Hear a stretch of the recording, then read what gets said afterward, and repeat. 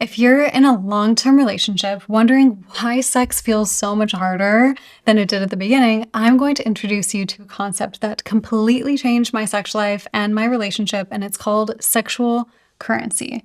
My name is Hannah, also known as the Libido Fairy, and I have helped hundreds of women in the last 5 years to feel more desire and enjoy sex in their relationships. So today, I want to talk about how you can use the concept of sexual currency to start feeling more like lovers in your relationship, to have more passion and actually boost your feelings of sexual satisfaction without actually having to increase the amount of sex that you're having. It's crazy, it's amazing, so let's dive in. The concept of sexual currency comes from Dr. Karen Gurney's book, Mind the Gap, and it refers to all those little interactions with your partner throughout the day that communicate that you see your partner as a sexual being.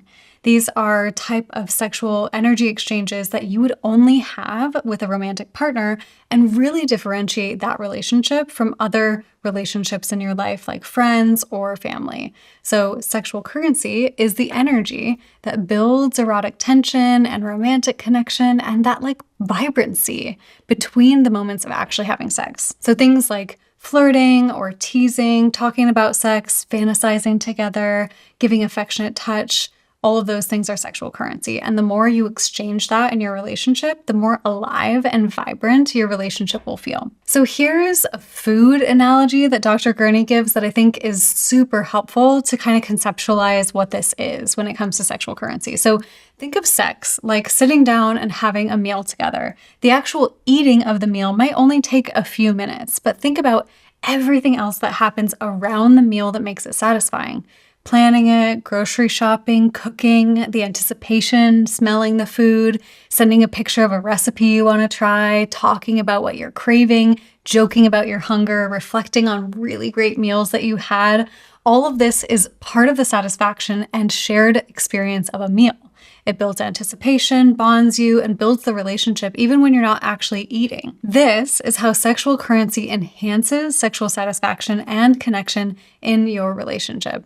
And this is one of the biggest differences in relationships that are brand new and relationships that have been around the block a few times. So early in a relationship, it's so easy and natural to exchange a lot of sexual currency because you're signaling to your partner that you're interested in them as a sexual being and that you want to engage with them in that sexual way. So you flirt and kiss and make out and make eyes at each other.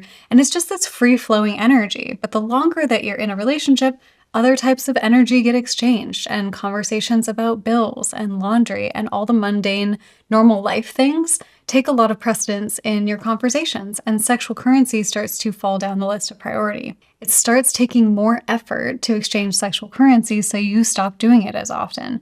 But your relationship needs sexual currency to keep that spark alive.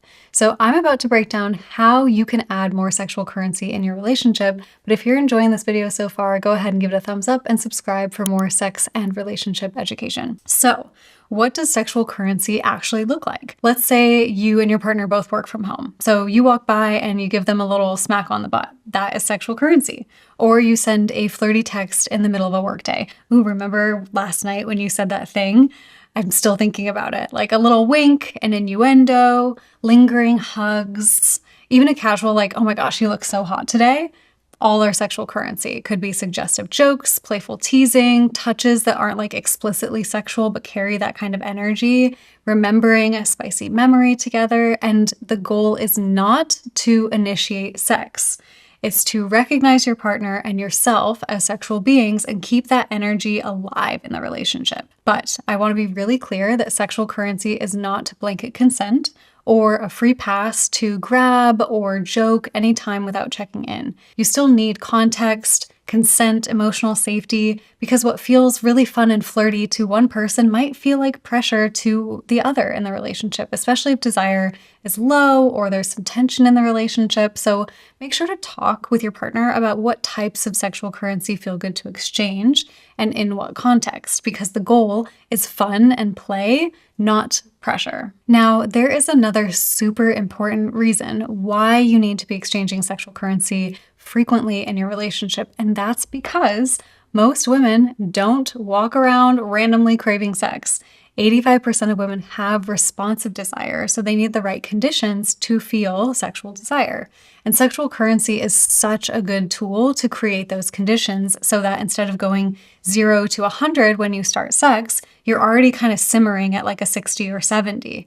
When there's low sexual currency and one partner suddenly initiates a kiss or a sexy comment, it can feel like pressure. It's like, whoa, where did that come from? Are you trying to have sex with me right now? But when there's that like steady flow of sexual energy, not leading to sex, just present and playful, it feels really natural and exciting. You're more likely to feel open to intimacy because there's that foundation already built. So again, the goal of adding more sexual currency in a relationship is not just to have more sex, it's to increase sexual satisfaction. The more sexual currency flows in a relationship, the more seen and connected and desired and acknowledged each person can feel because there's actually less pressure to have sex. The energy isn't blocked. It's fun and playful and vibrant like it was at the beginning of the relationship. The more abundance of sexual currency, the easier everything feels in a relationship. So if this video resonated for you, I really want you to send this to your partner, have a conversation with them about how you can add more sexual currency into your relationship. I promise you will see a dramatic shift in the connection, and I appreciate you being here. Thanks for watching, and I will see you in the next one.